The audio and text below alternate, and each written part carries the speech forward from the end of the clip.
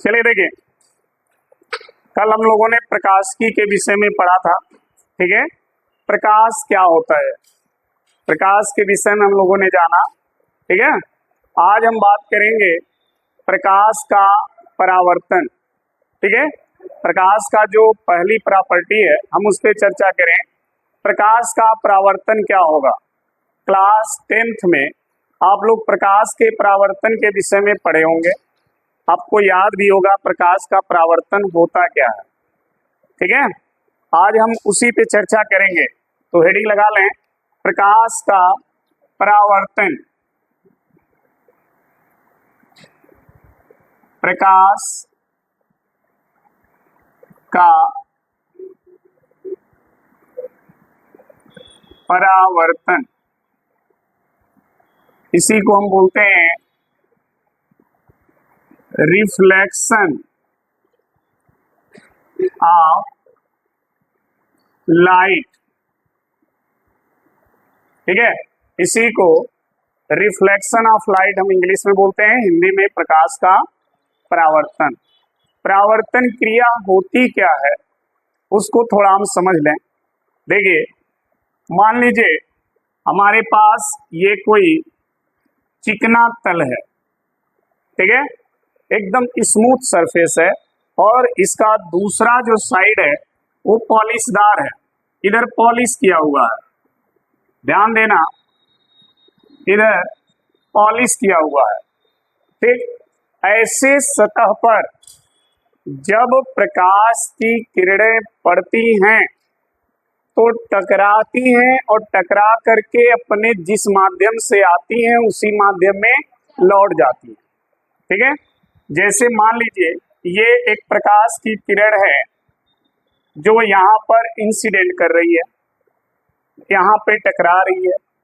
जहां पर ये टकरा रही है वहां पर इस पृष्ठ के लंबवत एक रेखा खींच दें ऐसे। ठीक है, इसे हम बोलते हैं अभिलंब। क्या बोलते हैं? अभिलंब। ये जो रेखा है हमने खींचा डॉट डॉट करके, इसका नाम है अभिलंब। ठीक है, यहां से जब ये किरण टकराएगी तो फिर टकरा कर अपने फिर मूल माध्यम में लौट जाएगी। ठीक है, ये देखें, ये प्रकाश किरण के आने की दिशा है और यहां से लौट कर जाने की दिशा है। ये जो किरण आती है उस किरण को हम बोलते हैं आपतित किरण। क्या बोलते हैं? आपतित किरण। तो ये किरण आ रही है तो इसका नाम है आपतित, आपतित किरण। और टकरा करके ये किरण वापस जा रही है तो इसका नाम हो जाएगा परावर्तित, परावर्तित किरण। ये परावर्तित किरण हो जाती है। ठीक है, अच्छा, यहां पर एक चीज और देखें, आपतित किरण और अभिलंब के बीच में एक कोण बना है। इस कोण को हम आई से प्रदर्शित करते हैं और इस कोण का नाम है आपतन कोण। इसे हम बोलते हैं आपतन कोण। ठीक, और ये जो आप कोण देख रहे हैं परावर्तित किरण और अभिलंब के बीच में, इस कोण का नाम है परावर्तन, परावर्तित नहीं, परावर्तन कोण। और परावर्तन कोण को आर से, स्मॉल आर से प्रदर्शित करते हैं। ठीक है, समझ में आ गई बात। और यहाँ पर ये जो पॉइंट है जहां पर आपतित किरण और परावर्तित किरण मिल रही है और अभिलंब मिल रहा है, इस किरण, इस पॉइंट का नाम है आपतन बिंदु। क्या नाम है? आपतन बिंदु इसको बोलते हैं, आपतन बिंदु। ठीक है, तो प्रकाश के परावर्तन में इतनी चीजों को आपको ध्यान में रखना है। जब प्रकाश की किरणें किसी चिकने समतल पर पड़ती हैं तो टकराकर अपने मूल माध्यम में वापस लौट जाती है। इसी घटना को प्रकाश का परावर्तन कहते हैं। प्रकाश के परावर्तन में माध्यम नहीं बदलता है, ध्यान रखिएगा, क्योंकि जिस माध्यम से आएगी उसी माध्यम में चली जाएगी। तो ध्यान रहे, परावर्तन की जो क्रिया होती है उसमें माध्यम चेंज नहीं होगा, माध्यम चेंज नहीं होगा। अपवर्तन की क्रिया में माध्यम चेंज होता है। जब अपवर्तन हम लोग पढ़ेंगे तो वहां पर देखिएगा माध्यम बदल जाएगा। परावर्तन की क्रिया में माध्यम समान रहता है, वो चेंज नहीं होता है। ठीक है, तो चलिए लिखते हैं इसको। ठीक है, साथ में लिखते रहें। जब प्रकाश की किरणें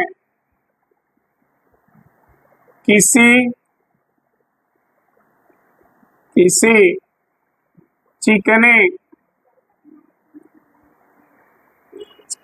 चिकने समतल से टकराती हैं, किसी चिकने समतल से टकराती हैं, ठीक है, और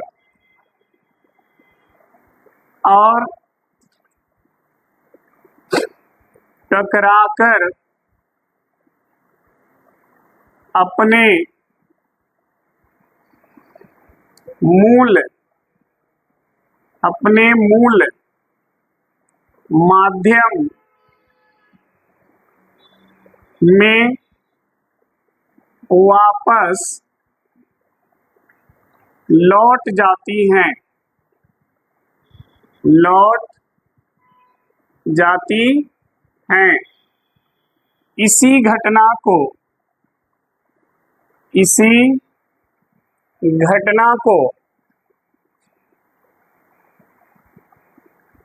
इसी घटना को प्रकाश का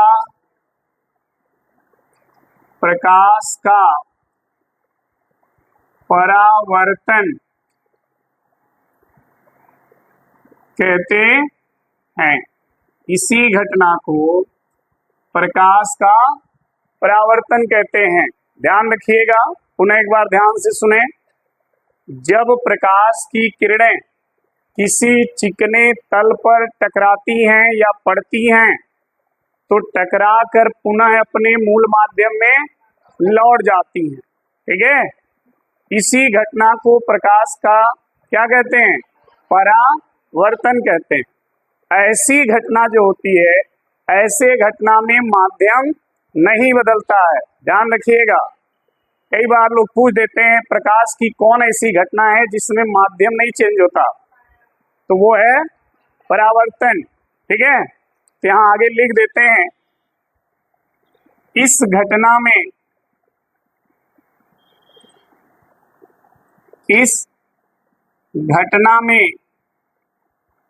माध्यम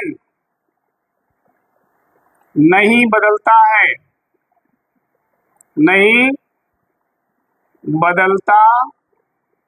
है, ठीक है।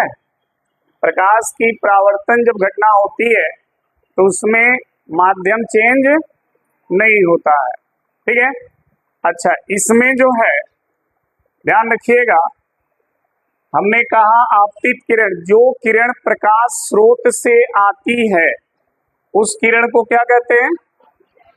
यहाँ पर मान लीजिए कोई प्रकाश स्रोत है, कोई भी स्रोत हो सकता है, जैसे सूर्य है, बल्ब है, लैंप है, मोमबत्ती है जलती हुई, तो ये सब प्रकाश स्रोत हैं। ठीक है, तो यहाँ पर प्रकाश स्रोत है और प्रकाश स्रोत से प्रकाश की किरणें चल रही हैं, तो जो किरण आ रही है उस किरण का नाम है आपतित किरण।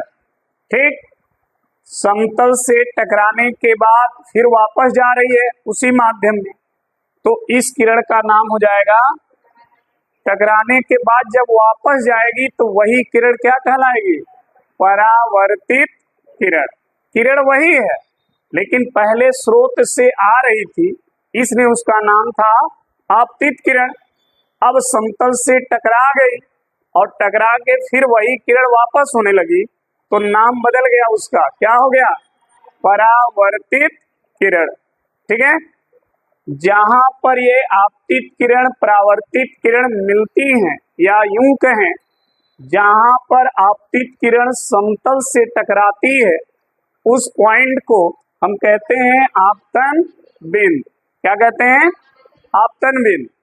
और इस आपतन बिंदु पर समतल के लंबवत जो रेखा खींची जाती है वो रेखा क्या कहलाती है, अभिलंब। ठीक है, कई बार क्वेश्चन आपसे भी पूछ लिया जाता है कि आपतन कोण क्या होता है, परावर्तन कोण क्या होता है, ये भी प्रश्न आपसे पूछे जाते हैं। तो ध्यान रखना, आपतित किरण और अभिलंब, आपतित किरण और के बीच बना कोण आपतन कोण होता है, परावर्तित किरण और अभिलंब के बीच बना कोण परावर्तन कोण कहलाता है। ठीक है, तो यहाँ पर थोड़ा सा हम इनके विषय में लिख लेते हैं। ठीक है, नोट करते रहें। आपतन कोण, आपतन कोण, और ध्यान रखिएगा आपतन कोण को आई से प्रदर्शित किया जाता है। ठीक है, तो लिखेंगे आपतित, आपतित किरण और अभिलंब के बीच बना कोण, बना कोण आपतन कोण कहलाता है।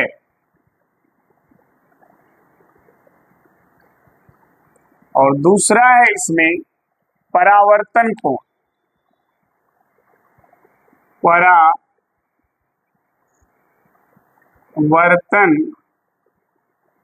कोण। ठीक है, परावर्तन कोण में देखिए परावर्तित किरण और अभिलंब, तो लिखेंगे परावर्तित किरण और अभिलंब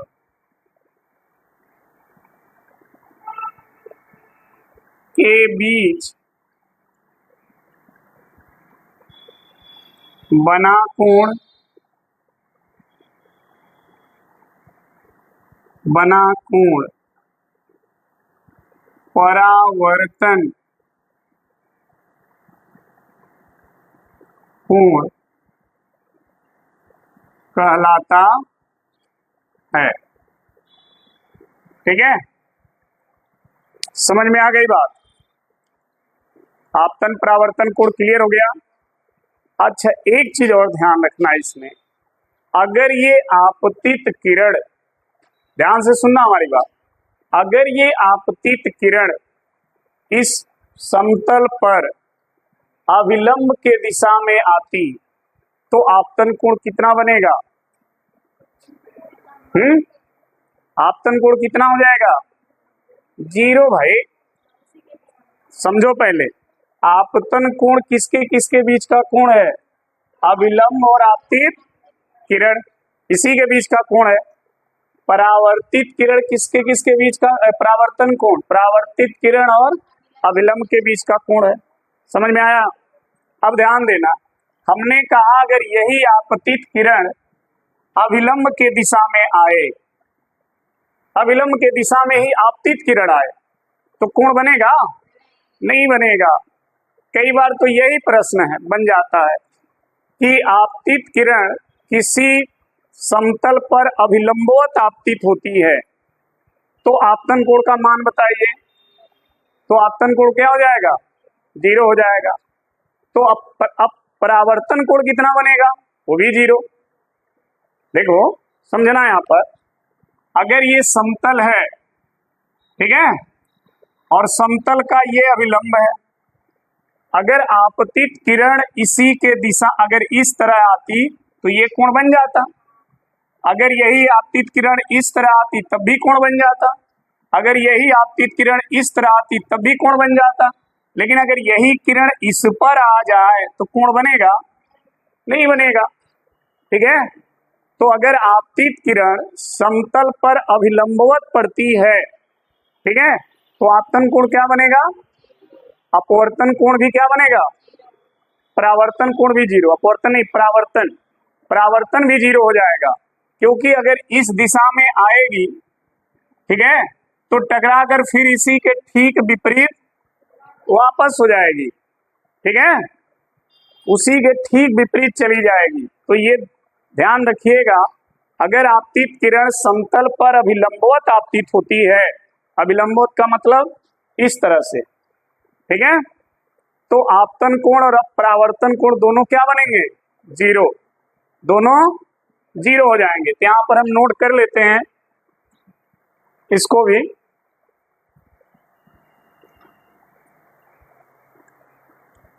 यहां पर एक छोटा सा नोट लिखेंगे और उसी नोट में हम नोट कर लेंगे, ठीक है। यदि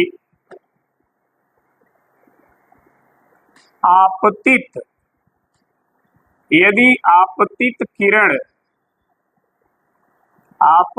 किरण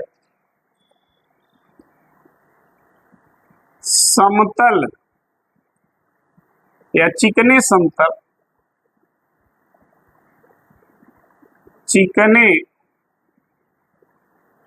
समतल पर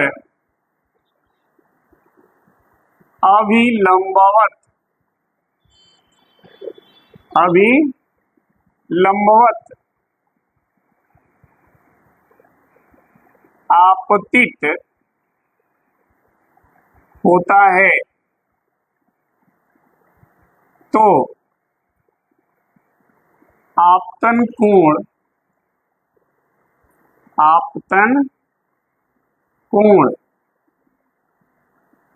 I और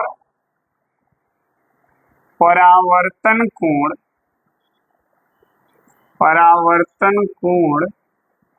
कौन R दोनों कितना होता है, 0 होता है।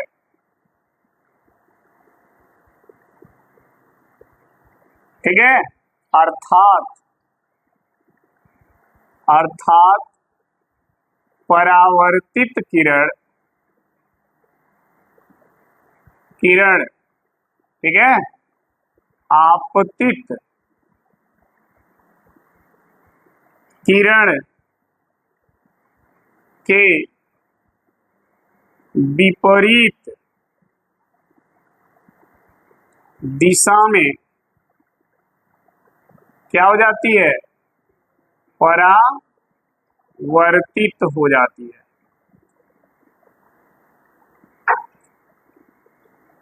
हो गया जी, ध्यान से समझना इस चीज को। देखो इधर लिखा है, यदि आपतित किरण चिकने समतल पर अभिलंबवत आपतित होती है तो उसका आपतन कोण और परावर्तन कोण दोनों 0 होता है, और जब 0 होगा तो जो परावर्तित किरण होगी वो आपतित किरण के विपरीत दिशा में क्या होगी, परावर्तित हो जाएगी। मतलब देखो, अगर ये चिकना समतल है ऐसे, और एक आपतित किरण ठीक एकदम अभिलंबवत ऐसे आ रही है, ऐसे आ रही है, ठीक है, ऐसे, तो इसका आपतन और परावर्तन दोनों कोण क्या बन गए, 0, ठीक है। तो जब इससे टकराएगी तो ठीक इसी के क्या हो जाएगी, विपरीत हो जाएगी। क्योंकि अगर विपरीत नहीं होगी तो हो सकता है इधर जाती, और जब इधर जाएगी तो परावर्तन कोण बनेगा। लेकिन कहा गया कि दोनों कोण 0, यानी इस तरह जाने का कोई चांस नहीं है, नहीं तो परावर्तन कोण बन जाएगा ना। और परावर्तन कोण साफ लिखा है कि 0 होता है, इसका मतलब इस तरह जाने की कोई संभावना नहीं है। तो जिस दिशा में आती है उसी के ठीक क्या होती है, विपरीत हो जाती है। यानी ये हो गया परावर्तित किरण और ये हो गया आपतित किरण। दोनों किरण देखो ये कहीं पर हैं, ठीक है। तो अगर किसी भी समतल पर इस तरह किरण लंबवत पड़े तो सीधे बोलिए सर आपतन कोण और परावर्तन कोण दोनों क्या होंगे, 0 होंगे। और ऐसे स्थिति में परावर्तित जो किरण होगी वो आपतित किरण के ठीक विपरीत हो जाएगी, ठीक है। नोट कर लीजिए, फिर आगे बढ़ते हैं। नोट करिए, चलिए देखिए,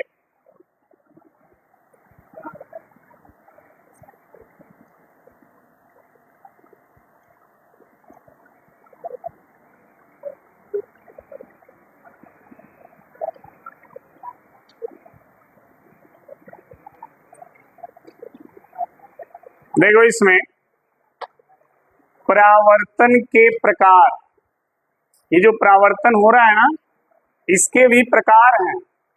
कौन कौन, तो देखिए यहाँ पे हेडिंग लगाएं, प्रकाश के परावर्तन के प्रकार, ठीक है। प्रकाश के परावर्तन के प्रकार, तो कितने प्रकार का होता है जी, हाँ 2 प्रकार का।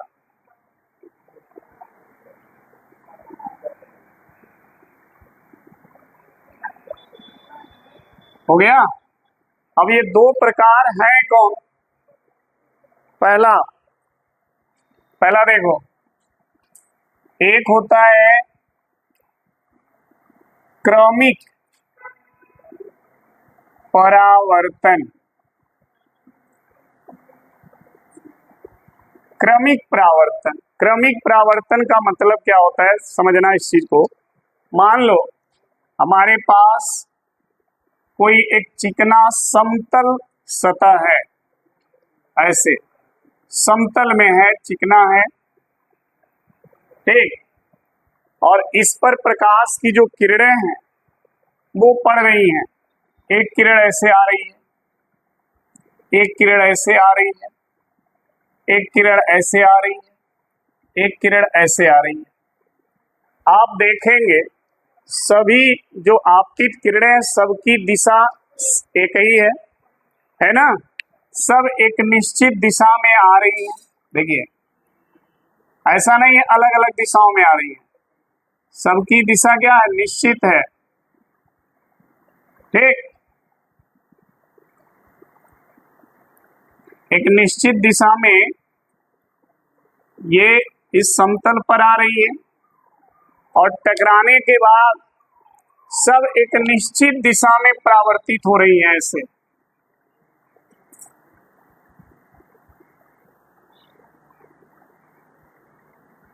ऐसे ठीक। एक निश्चित दिशा में आई और टकराने के बाद एक निश्चित दिशा में क्या हो गई, परावर्तित हो गई।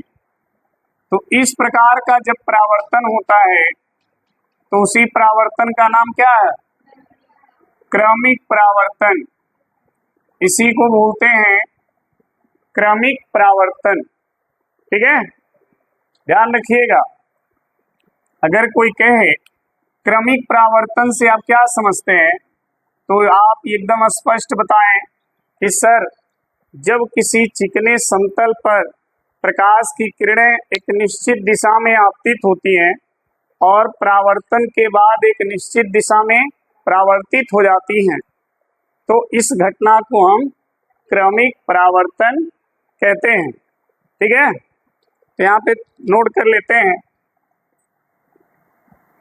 जब प्रकाश की किरणें किसी चिकने समतल पर एक निश्चित दिशा में आपतित होती हैं तथा टकराकर तथा सतह से टकराकर एक निश्चित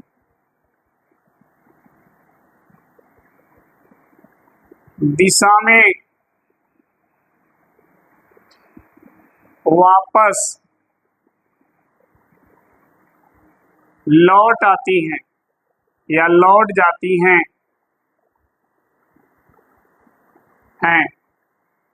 तो इस प्रकार के परावर्तन को क्रमिक परावर्तन कहते हैं।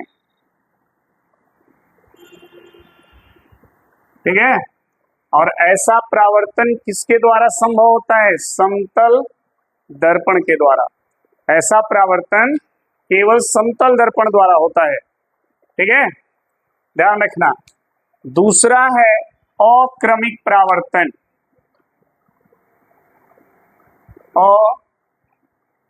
अक्रमिक परावर्तन। अक्रमिक परावर्तन क्या होता है? ध्यान से समझो इसको। देखो इधर, मान लो हमारे पास चिकना सतह इस तरह का है, इस तरह का चिकना सतह है।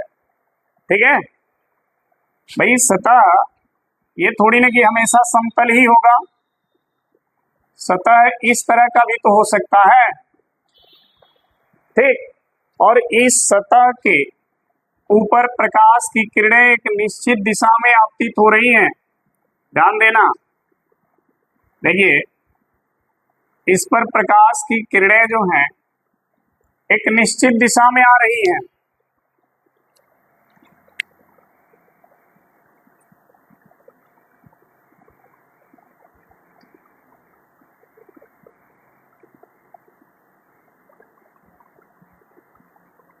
ठीक है, ऐसे। लेकिन टकराने के बाद जब ये वापस लौटती हैं तो अलग अलग दिशा में चली जाती हैं। ठीक है, ये जो किरण है इसका परावर्तन यहाँ पर जब अभिलंब डालेंगे ना ऐसे ऐसे, तो इतना ही डिग्री के कोण पर ये भी जाएगा ना। इस यहाँ पर अभिलंब डालेंगे तो इसका भी परावर्तन इतने ही डिग्री पर होगा। ध्यान देना इस चीज को। यहाँ पर अगर अभिलंब डालेंगे तो इसका भी परावर्तन इतने डिग्री पर होगा। यहाँ पर अभिलंब डालेंगे तो इसका भी परावर्तन इतने डिग्री पर होगा। तो अगर आप ध्यान से देख रहे होंगे तो वापस जाने वाली किरणों का दिशा देखिए ध्यान से, क्या एक ही है? नहीं है, अलग अलग दिशा है।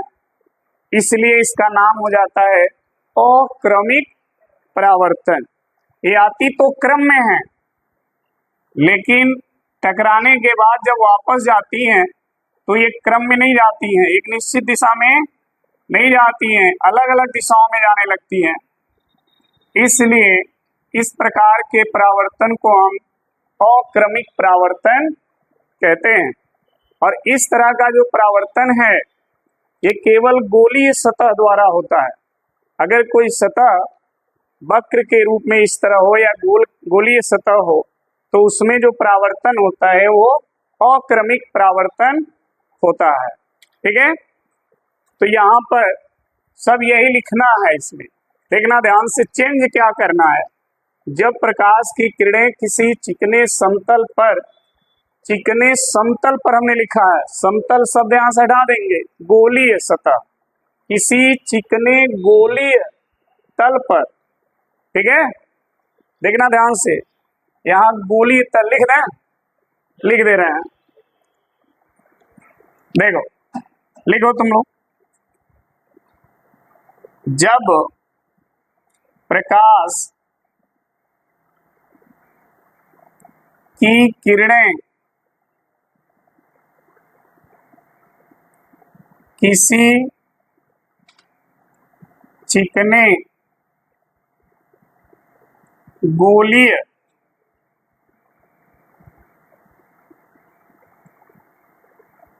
तल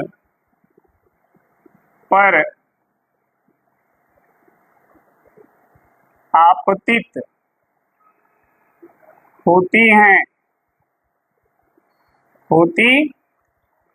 गोलीय तल पर एक निश्चित दिशा में, गलत हो जाएगा, पर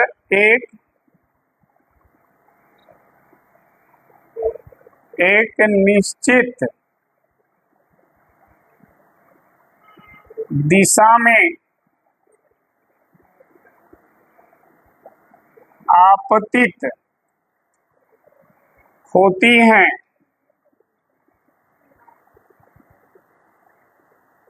तथा टकराकर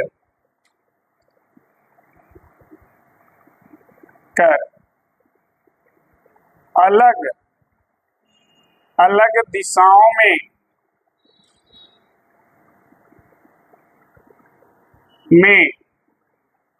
क्या हो जाती हैं? परावर्तित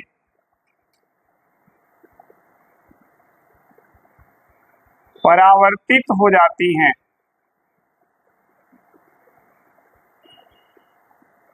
तो इस प्रकार के परावर्तन को अक्रमिक परावर्तन कहते हैं। अक्रमिक परावर्तन कहते हैं। ठीक है, तो ये रहा परावर्तन के प्रकार, क्रमिक परावर्तन और अक्रमिक परावर्तन। क्रमिक परावर्तन केवल समतल दर्पण द्वारा संभव होता है, या कोई तल समतल हो और चिकना हो। ठीक है, लेकिन अक्रमिक परावर्तन गोलीय चिकने सतह द्वारा संभव होता है। ठीक है, जैसे गोलीय दर्पण आगे हम पढ़ेंगे, उसके द्वारा इस तरह का परावर्तन संभव होता है। तो परावर्तन दो प्रकार का, क्रमिक और अक्रमिक। क्लियर है सभी को? नोट कर लीजिए।